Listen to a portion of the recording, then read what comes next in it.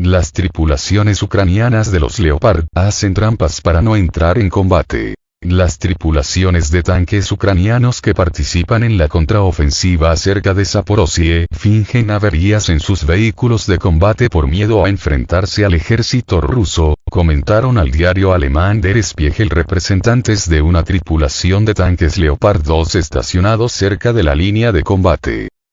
Hay soldados que se niegan a participar en la guerra. Algunos fingen daños en los tanques para evitar entrar en combate, informó el artículo. Spiegel señala que ninguno de los 3 entrevistados tripulantes del Leopard 2 condena a los que se niegan ir a la batalla, porque si un proyectil ruso impacta en la torreta del vehículo de combate, te convertirás en un montón de cenizas. Los tanquistas afirman que durante los primeros días de la contraofensiva, varios tanques Leopard volaron por los aires, debido a las minas que habían sido colocadas casi por todas partes. Uno de los tanques alemanes fue irrecuperable, el segundo quedó inmovilizado y el tercero no puede ser recuperado debido al gran número de minas. No hay novatos luchando en el otro lado. Esos se habrían dispersado si un Leopard les hubiera disparado. Pero estos bastardos son duros, Spiegel cita a un artillero. Los soldados de las Fuerzas Armadas de Ucrania indicaron que todos recibieron entrenamiento en Alemania desde mediados de febrero hasta finales de marzo antes de participar en los combates.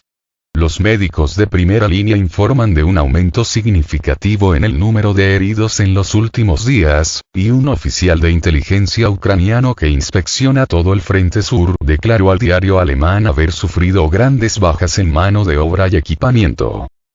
Rusia empezó la operación militar especial en Ucrania el 24 de febrero de 2022 con el fin de defender las repúblicas populares de Donetsk y Lugansk, previamente reconocidas por Moscú como estados soberanos, frente al genocidio cometido por parte de Kiev. El presidente ruso, Vladimir Putin, señaló que la operación especial fue una medida forzosa, que Rusia se vio obligada a tomar porque no le dejaron la posibilidad de actuar de otro modo, crearon unos riesgos en materia de seguridad, a los que no se podía reaccionar de otra manera. Moscú, durante 30 años, intentó acordar con la OTAN los principios de seguridad en Europa, pero solo le respondían con cínicas mentiras o con intentos de presionar sobre Rusia, mientras la Alianza Atlántica se ampliaba y se acercaba cada vez más a las fronteras rusas, pese a las protestas de Moscú, recordó Putin.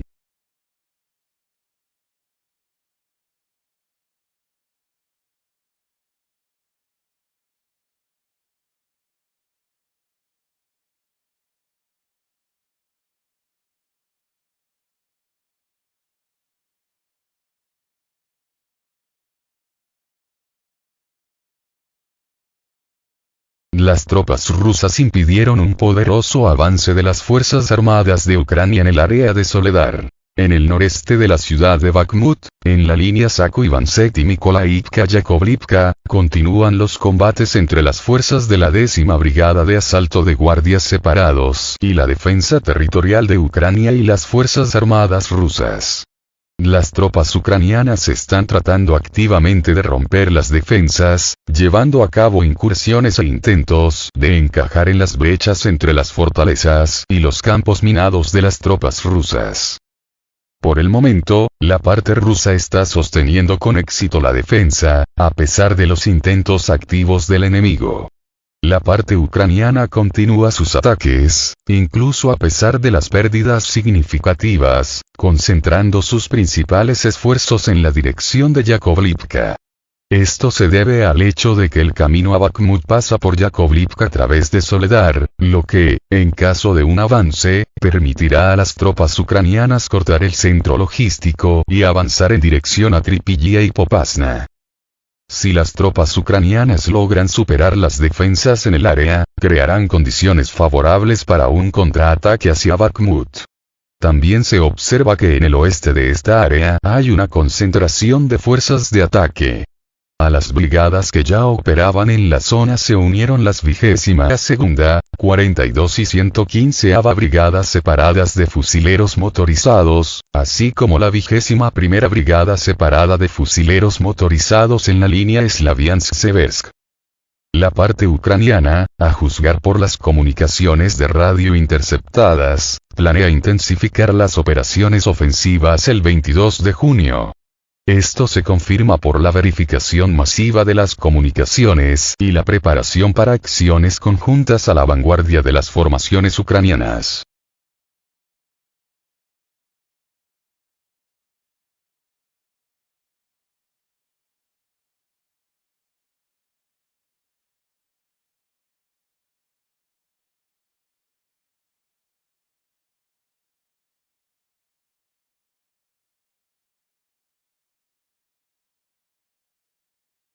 El ejército ruso recapturó la aldea de Piatikatki de las tropas ucranianas. El pueblo de Piatikatki, a partir de las 15 del 21 de junio, quedó bajo el control del ejército ruso. Esto fue reportado por el canal de telegramas del batallón Tormenta Osetia, refiriéndose a la información de un soldado en la línea del frente. Las fuerzas armadas de Ucrania han sido rechazadas en las afueras de la aldea. Actualmente, se está trabajando para disuadir al enemigo. La línea de defensa no se rompió. En la actualidad, no hay operaciones de asalto activas y barridos. Los artilleros tienen el control de la situación, dijo el informe. Como informaron anteriormente a Avia.pro periodistas, la aldea de Piatikatki ha cambiado de manos recientemente varias veces. Esto se debe al hecho de que este asentamiento es un punto importante que bloquea las capacidades del enemigo. El pueblo de Piatikatki puede convertirse en un nuevo episodio en la historia del talento militar de Sirsky Bakhmut Zaporizhia.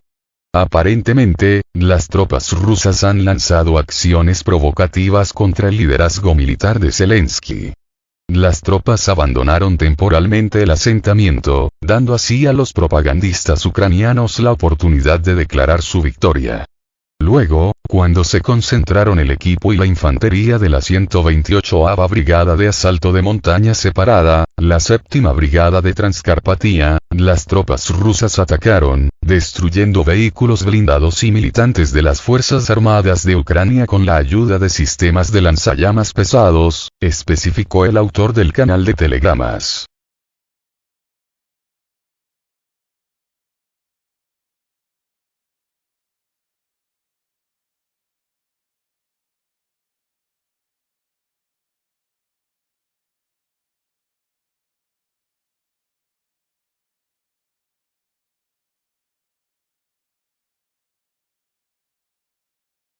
Durante el Consejo de Seguridad ruso, se anunciaron las pérdidas de las Fuerzas Armadas de Ucrania durante 2 semanas de ofensiva. 246 tanques y 13.000 soldados ucranianos fueron destruidos. En la reunión del Consejo de Seguridad de la Federación de Rusia, se anunciaron declaraciones claves sobre la situación en Ucrania. El secretario del Consejo de Seguridad ruso, Nikolai Patrushev, dijo que del 4 al 21 de junio, el ejército ruso destruyó 246 tanques ucranianos, incluidos 13 tanques de estilo occidental. También dijo que las Fuerzas Armadas rusas destruyeron a más de 13.000 militares ucranianos que participaban en la contraofensiva de las Fuerzas Armadas de Ucrania. El ministro de Defensa ruso, Sergei Shoigu, hizo una serie de declaraciones. Hizo hincapié en que el número de armas suministradas a las Fuerzas Armadas de Ucrania en 2023 no podrá afectar significativamente el curso de las hostilidades. Shoigu también dijo que por el momento no ve la necesidad de voluntarios adicionales para las fuerzas de operaciones especiales.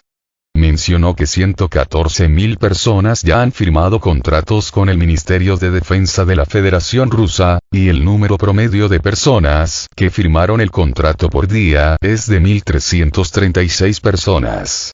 Además, Shoigu reportó la presencia de más de 50.000 voluntarios. En un comentario detallado, Shoigu confirmó la destrucción de 18 de los 109 vehículos de combate de infantería Bradley entregados a Kiev y 246 tanques de las Fuerzas Armadas de Ucrania, incluidos los producidos en Occidente.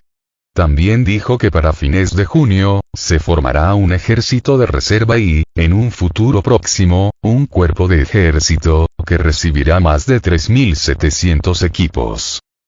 El presidente ruso, Vladimir Putin, también habló en la reunión, enfatizando que la reserva de movilización de Ucrania no es ilimitada.